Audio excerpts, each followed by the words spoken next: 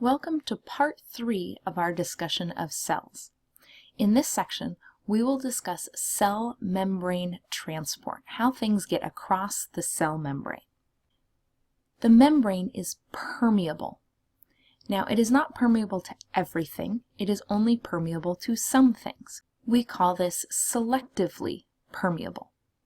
The lipid bilayer or cell membrane is always permeable to small, non-polar, uncharged molecules, because those molecules are hydrophobic and able to slide through those lipid tails which make up the middle of the lipid bilayer. Things that are charged, polar, or large need some extra help to get through the membrane. So transmembrane proteins that act as channels or transporters increase the permeability of the membrane. They let other things through. A transmembrane protein means that it goes all the way through the membrane from one side to the other. Macromolecules are too big and must pass through the plasma membrane via vesicular transport. So they basically get engulfed as vesicles. Cells can control how permeable they are based on how many channel and carrier proteins are in the membrane. We have two types of gradients across the plasma membrane. A concentration gradient is the difference in the concentration of a chemical between one side of the plasma membrane and the other. For instance, we have more sodium outside of the cell than inside of the cell. We can also have electrical gradients. That's a difference in the concentration of ions, either positively or negatively charged, between one side of the plasma membrane and the other. We have more positively charged ions on the outside of the cell and more negatively charged ions on the inside of the cell. So the inside of the cell is slightly negative in relation to the outside. If we have something that has an electrical charge and a concentration gradient, we can develop an electrochemical gradient, which is when we have a gradient that's both electrical and a concentration gradient. An example of this is sodium. It's a positively charged ion that's higher in concentration on the outside of the cell and lower on the inside. So that positive charge is attracted by the negative charge inside the cell, and because there's less sodium inside than outside, we have an electrochemical gradient. In order to transport things across the plasma membrane, we can use passive transport or active transport.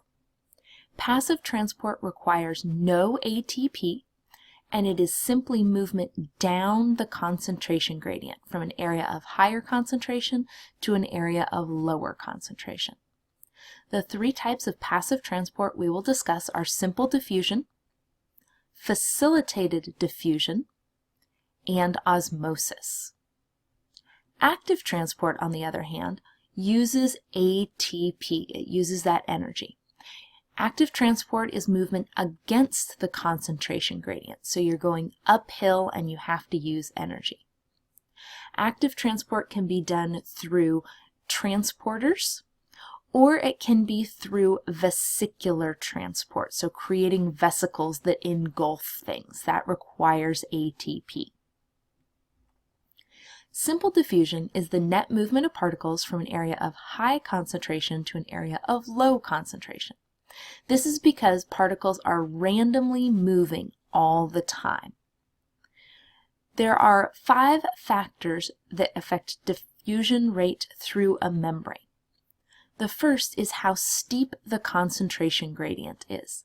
If there's a bigger difference in concentrations, the molecule will move more quickly. It will diffuse at a faster rate. We saw this in our activities with the membranes, where we had a higher rate when we increased the concentration gradient. We put more of something in the left beaker and it moved into the right beaker more quickly. Temperature also affects movement of particles. Warmer temperatures make those particles move faster. So the higher the temperature, the higher the motion of the particles, and the faster the rate of diffusion. Molecular weight impacts diffusion. Larger molecules move more slowly, so they're going to take longer to diffuse. Think about a motorcycle driving around the parking lot at top speed and a semi-truck driving around the parking lot at top speed. Those motorcycles are going to be doing circles around the bigger semi-trucks. The surface area of the membrane also makes a difference. If there's more area to diffuse through, things will diffuse faster. So a larger area equals a higher diffusion rate. And finally, membrane permeability. The more permeable the membrane, the faster the rate of diffusion. So if there's more opportunities for those molecules to get through the membrane, they will spread out more quickly. Osmosis is the diffusion of water.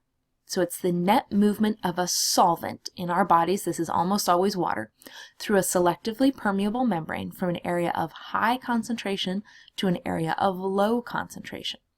Remember, when we're talking about water, an area of high concentration of water means an area of low concentration of solutes, and vice versa. So low water concentration equals a high solute concentration. We looked at osmosis in our experiments with the right and left beakers as well. So when the solute cannot move across the membrane, then water is going to have to move, and we generate an osmotic pressure. If the solute can move, then water doesn't have to move. The only time water moves is if the solute cannot move. So this is where our selectively permeable membrane comes in. If our cell membrane won't let a solute diffuse, then water will move and cause the cell to shrink or swell. This brings us to the concept of tonicity. This is the ability of a solution to affect fluid volume and pressure within a cell, and it depends on the concentration of a solute and whether or not the cell membrane is permeable to that solute. If the cell membrane is permeable to that solute, the solute will move. If the cell membrane is impermeable to that solute, then water or the solution is going to move. So if we place a cell in an isotonic solution, like normal saline, the concentration of solutes is the same inside and outside of the cell, and the cell will retain its nice, happy, normal shape. If we place a cell in hypotonic solution, hypo means low, there's a low concentration of non-permeating solutes. So this is key. The solutes cannot move. There's not very many solutes outside of the cell. There's lots of water outside of the cell. So this would be pure water. If we place a cell in pure water, the cells will absorb water, swell, and possibly lyse. Lyse is another word for bursting. So we don't want the cell to burst. That's a bad thing. On the other hand, if we place the cell in a hypertonic solution, hyper means high, so a high concentration of non-permeating solutes, they can't move through the cell membrane. We have a low water concentration outside of the cell, and the cells lose water and shrivel, and the fancy science name for shriveling is called crenate. So when cells shrivel, it's called crenation. This is also not great for cellular function, so we want to keep our cells in a nice, happy isotonic solution. Facilitated diffusion is another type of passive transport where transmembrane proteins, notice that this protein goes all the way through the cell membrane. It goes from the outside all the way to the inside. This helps move molecules that are too polar, so they have a charge, or too highly charged to move through the lipid bilayer. We call this channel-mediated facilitated diffusion. So channel-mediated describes how the facilitated diffusion is happening. We also have carrier-mediated facilitated diffusion, which is why we distinguish between the two. Carrier-mediated facilitated diffusion is a transport of a specific solute across the membrane down its concentration gradient. So this is also a type of passive transport because we're going from an area with a higher concentration to an area with a lower concentration. No ATP is used, and the way this process works is that the solute binds to the carrier. So here's our solute. It's going to fit into a specific site on the carrier, and that carrier is going to change shape. So notice we go from open on the outside to open on the inside. The carrier changes shape and releases those solutes within the cell. This is how we get glucose into our cells. The carrier does not change what is being carried. It only carries it across. So membrane enzymes will change the molecule, but with a carrier, the molecule that's being carried is unchanged. It is exactly the same outside and inside. No change to the molecule, we just changed its location. So carrier-mediated facilitated diffusion is often used for macromolecules like glucose. So here's just a diagram which compares the different types of diffusion. Notice these are all types of diffusion. So we have simple diffusion, the mechanism by which small, non-polar, non-charged molecules just slip on through the bilayer. We have carrier-mediated diffusion that's specific to what's being carried, the solute. We have channel-mediated, which is less specific than carrier-mediated, and is basically a tube for very small hydrophilic molecules. Finally, we have osmosis, which is when water moves in order to equilibrate the concentration on either side of a membrane. Membrane carriers, we saw those carrier proteins, can either use facilitated diffusion, we saw that for glucose, or active transport, which we'll discuss next. There are three types of carriers. These three types of carriers describe how they carry things, not what type of transport they use. So you can combine any of these three types of carriers with the two types of transport. So a uniporter carries only one solute at a time. An example of a uniporter is the glucose transporter. It only carries glucose, and it is a passive transporter. So a passive uniporter is the glucose transporter. A symporter carries two or more solutes simultaneously in the same direction. So they're going the same direction. An antiporter carries two or more solutes in opposite directions.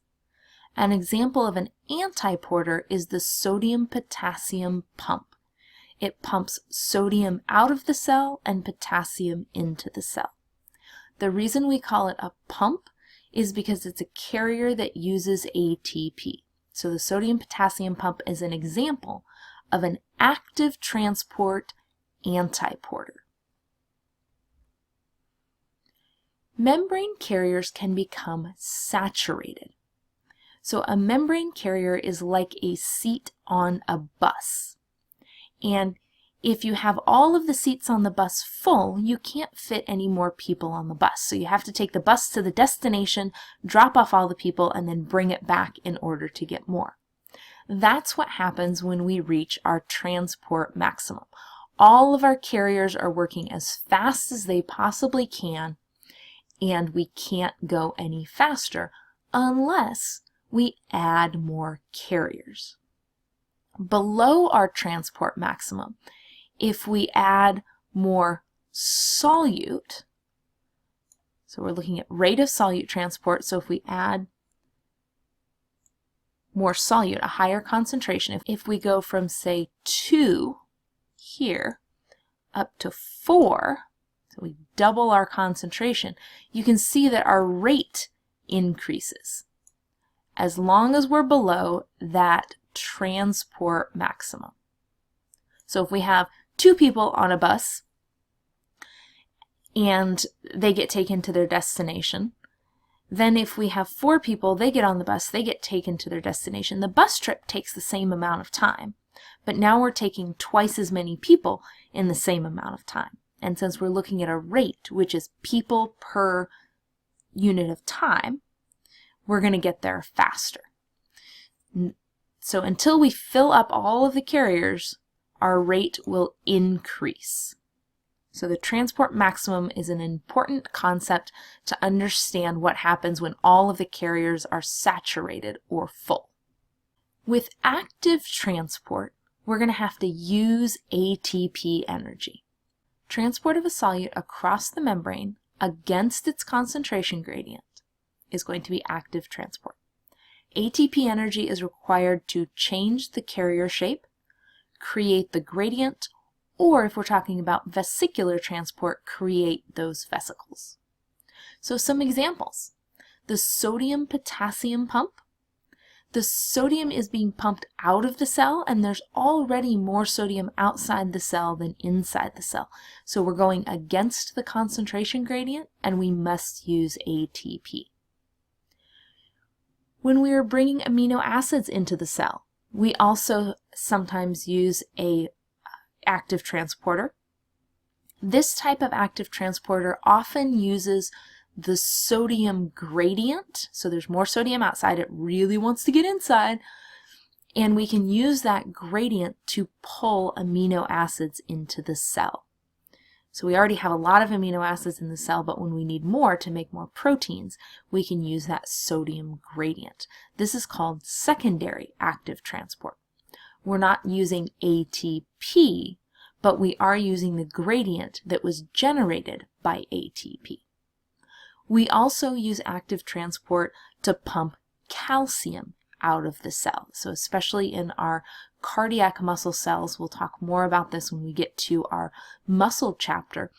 Our cardiac muscle cells need to be able to pump calcium out of the cardiac myocyte or muscle cell in order to relax. So we've got pumps that use ATP to get that calcium out of the cell so those cells can relax. So primary active transport is when we use ATP to power the pump or carrier.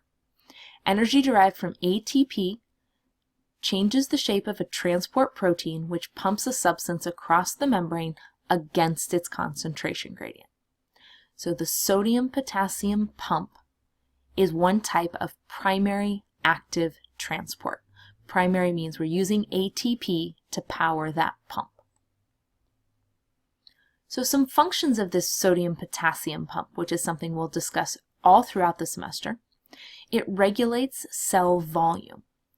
So the anions, negatively charged ions, that are inside of the cell attract cations, positively charged ions, causing osmosis. So we keep a balance of solutes inside and outside of the cell. When the cell starts swelling, it stimulates the sodium-potassium pump to decrease ion concentration, decrease osmolarity, and decrease cell swelling. So the sodium-potassium pump, because it pumps out 3 ions for every 3 ions it pumps in, when we turn it on and make it go faster, it's going to pump out more sodium, and some of the water is going to follow that sodium out of the cell. Another function of the sodium-potassium pump is heat production. So the thyroid hormone increases the number of pumps in cell membranes, and heat is a byproduct of this. So as we break down ATP, every single time we break down ATP, we produce heat. So if we are pumping more sodium and potassium, we have more ATP being broken down and we're producing more heat. So this keeps you warmer. It also helps to maintain a membrane potential in all cells. So it keeps the inside more negative and the outside more positive. The membrane potential is the difference in charge across that membrane, and we use that so muscles can contract and nerves can send signals. And the last function of the sodium-potassium pump is secondary active transport. We have a steep concentration gradient of sodium across the cell, and it's maintained by that sodium-potassium pump. We can then use the sodium gradient to pull other things into the cell. So carriers that will use sodium to pull something else against its concentration gradient into the cell can use secondary active transport. So secondary active transport is when we have a hydrogen or sodium concentration gradient, and it's used to drive other substances against their own concentration gradient. So ATP is used to generate that gradient, and then the gradient is used to transport other substances. So on the left side of the slide here, you can see that we have a sodium gradient, and that sodium gradient is pulling sodium and glucose across into the cell together. You can also see that our sodium gradient can be used to pump hydrogens out of the cell, so to reduce acidity. And that same sodium gradient can be used to pump calcium out of the cell. So these are all examples of secondary active transport. And the diagram on the right is just another example of the sodium glucose transporter. Notice that both sodium and glucose go into the transporter. They change size of the membrane. We're moving glucose from an area of lower concentration to higher concentration, and we're moving both of them in the same direction. So this is a type of symporter. So this is a symporter that uses secondary active transport.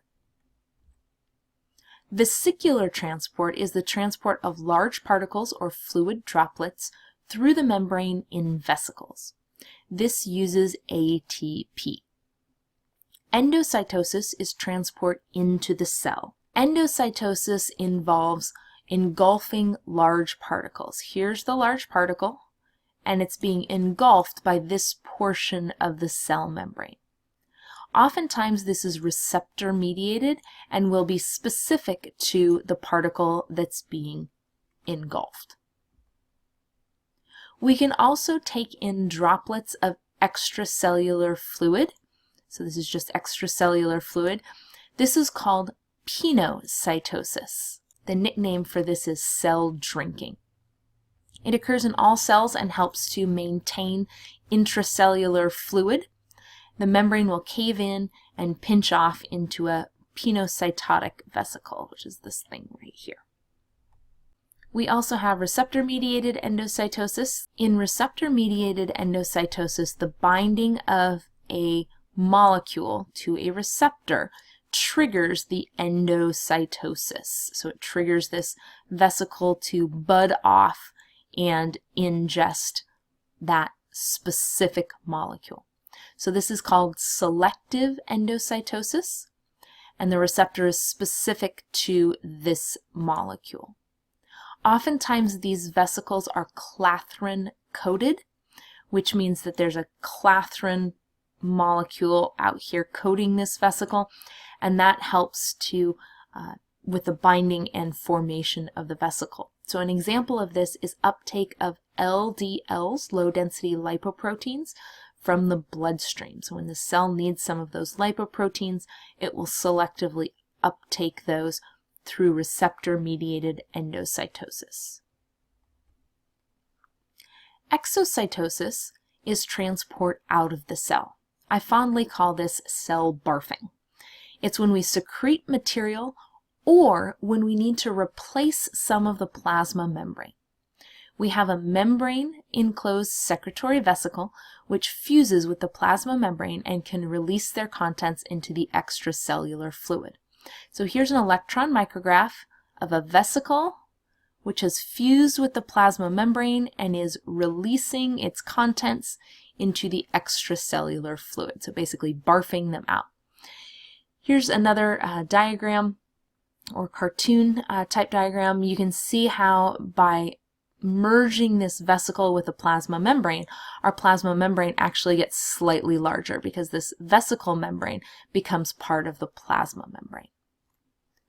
Transcytosis is a combination of endocytosis and exocytosis that we can use to move substances from one side of the cell to the other and then out the other side. So if we need to get something that's fairly large across a cell, the cell can endocytose it, transport that vesicle across the cell, and then exocytose it and barf it out on the other side. So pretty much that molecule just goes right on through the cell. That finishes up our discussion of membrane transport. Next, we'll discuss transcription and translation.